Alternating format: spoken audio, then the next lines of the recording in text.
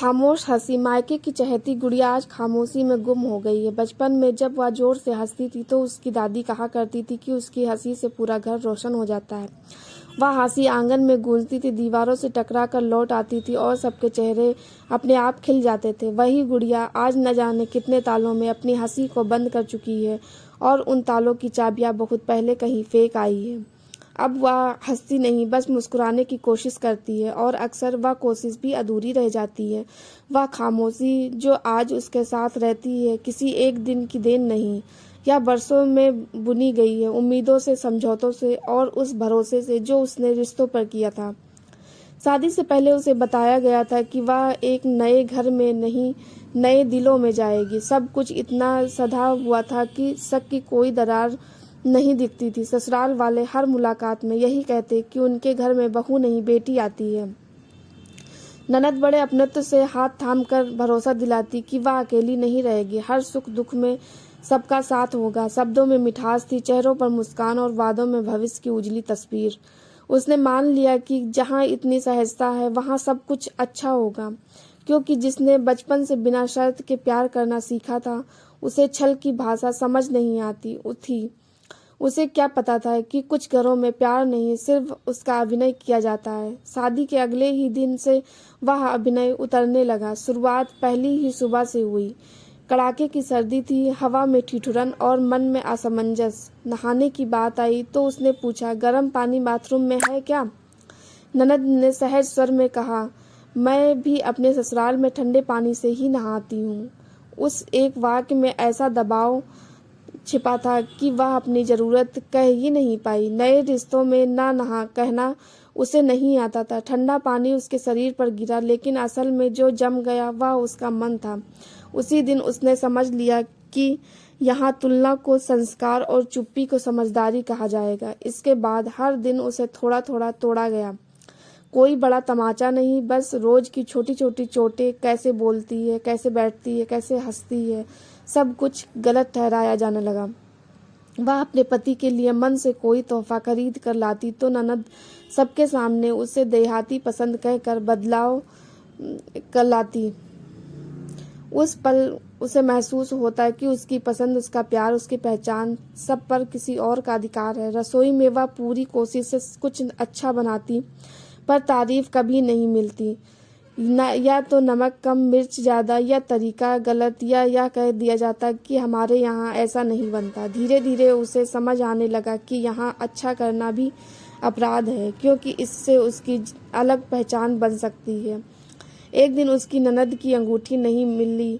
खोजते खोजते ननद ने अचानक कहा कि यहीं रखी थी। सारे लोग तो बाहर गए थे, घर में बस भाभी थी और उसकी नज़र सीधी उसी पर जाकर ठहर गई। घर वालों ने बिना सवाल किए उसी इशारे पर भरोसा कर लिया। उसने कुछ नहीं कहा, क्योंकि वह जानती थी कि यहाँ सफाई देना अपने ही खिलाफ सबूत बन जाता है। अगले दिन वही अंगूठी ननद के अपने ब्रीफकेस में मिली, जिसे उसने लॉक करके रखा था। पर अपने कल के व्यवहार पे ना उसने कोई शर्मिंदगी, ना माफ़ी, ना ही कोई अफसोस जताया।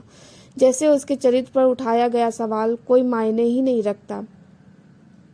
उस दिन उसके भीतर का भरोसा चुप हो गया। गर्भावस्था उसके लिए उम्मीद भी थी और परीक्षा भी। शरीर कमजोर रहने लगा। कई दिन ऐसे आते जब बिस्तर से उठने की ताकत नहीं होती थी।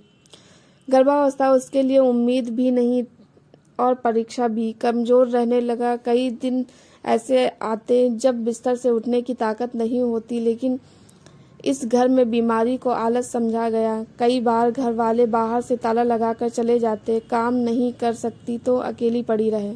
वह कमरे में बैठी दीवारों को देखती रहती, अपने भीतर के डर को गिनती रहती। बाहर रिश्तेदारी में यही कहानी फैलती कि उनकी बहू बहुत बदमाश है, सबको परेशान करती है। किसी ने यह नहीं सोचा कि जिन लोगों को कभी किसी रिश्तेदार से नहीं बनी, जिनकी हर जगह लड़ाई रही, वे अपनी बहू से कैसे पीड़ित हो सकते हैं। लोगों को सच से ज़्यादा तमाशा पसंद आता है। सबसे गहरा घाव उसे तब लगता जब पति के ऑफिस से लौटने से पहले घर में सब ठीक कर लिया जाता, थाली सजती, प्यार दिखाया जाता और उससे कहा जाता कि तुम बैठी रहो, हम तुम्हारा खाना यहीं ले आते हैं। पति यह सब देखता और मान लेता कि जो लोग उसकी पत्नी को उसके सामने इतना सम्मान दे रहे हैं वह उसके साथ गलत कैसे कर सकते हैं। जब वह कुछ कहने की कोशिश करती, रोते रोते भी बोलती, तो उसकी बातों को बढ़ा चढ़ा कर कहा गया दर्द मान लिया जाता। पति ने एक बार कहा था कि कोई समझे या ना समझे, उसकी बहन उसे जरूर समझेगी, लेकिन पति की उसी बहन ने उसके जीवन और उसके परिवार को उजाड़ने में कोई कसर नहीं छोड़ी। उसका पति जो बड़े बड़े वादों के साथ उसे ब्याह कर लाया था, वो भी सबको खुश रखने के लिए हर बार चुप रहा। उसकी यही चुप्पी उस लड़की के भीतर रोज एक नई दीवार खड़ी करती गई। फिर उसका बच्चा चला गया, जिसके आने के सपने वो खोई रहती थी, और वो खुशी उसके मन में के चोटों में मरहम का काम करती थी। वो भीतर से टूट गई। उस खालीपन को कोई शब्द नहीं भर सका। उससे लगा था कि जब अब तो कोई उसे बाहों में लेगा, कोई उसे रोने देगा, पर बदले में उसे और ठंड और दूरी मिली।